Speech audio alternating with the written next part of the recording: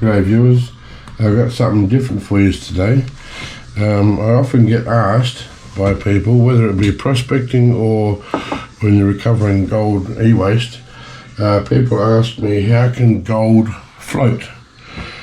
Well, it's all because of the surface tension of the water, and some people have trouble understanding how that can be. If gold is the heaviest thing in the water, how can it float? So I've got a bowl of water here, and I'm going to get a sewing needle and show you, by manipulating the surface tension, I'm going to make the needle float. And hopefully then that will explain how the surface tension acts.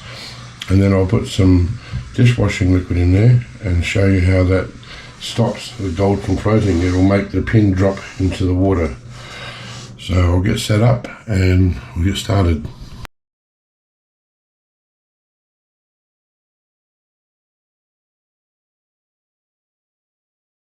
So I just wanted to say, guys, I could really do with your hand subscribing to my channel.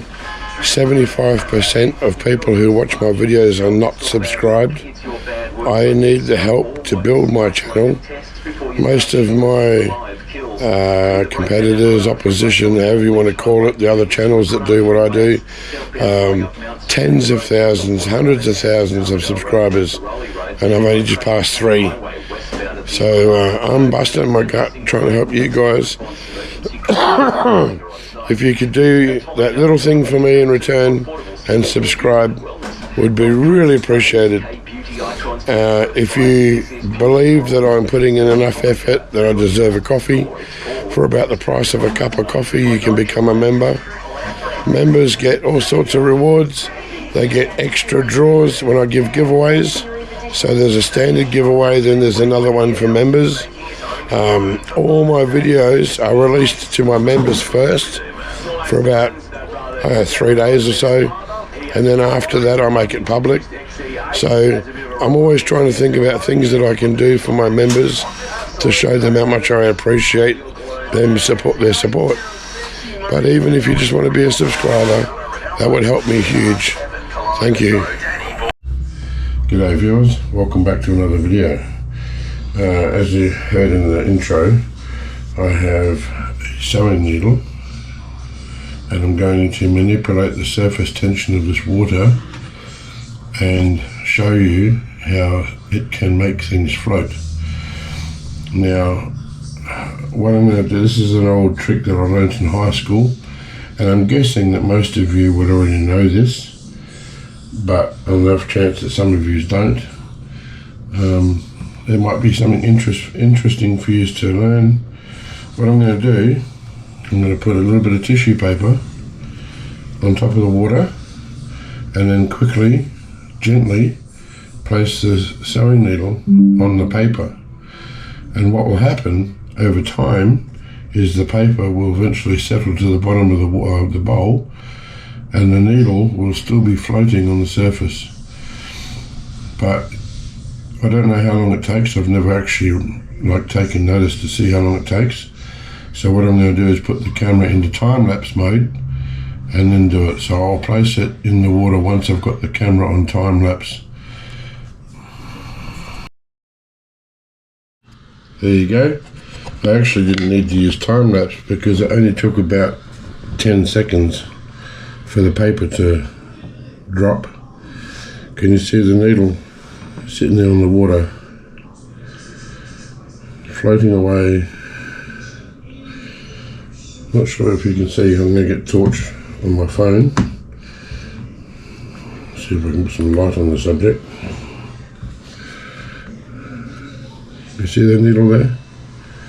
Just floating away. So what I'll do now is I'll go and get some dishwashing liquid, and I'll put some on, and you'll see it should break the surface tension and the needle should fall. So what I have here is just a bottle of dishwashing liquid, the cheapest one on the market. It doesn't have to be anything special, and I hope this doesn't make a liar of me. Always the way when you go to record, nothing ever goes to plan. Come closer so you can see it.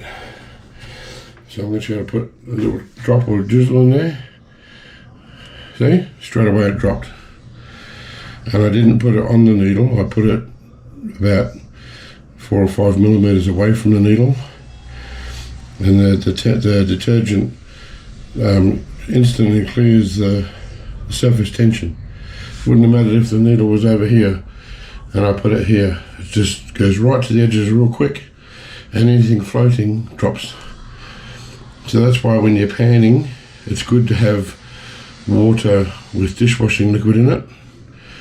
So they recommend when you go panning on the river, you don't try and pan it all the way out and get your gold. You just get your concentrates, and you put your concentrates in a bucket and then take it home and clean up.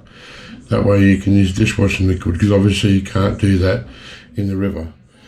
So that's the reason why, guys. And when I'm doing gravity separation, people are worried that the water could trap the gold, it could float out. Well, there's 2 ways to combat that.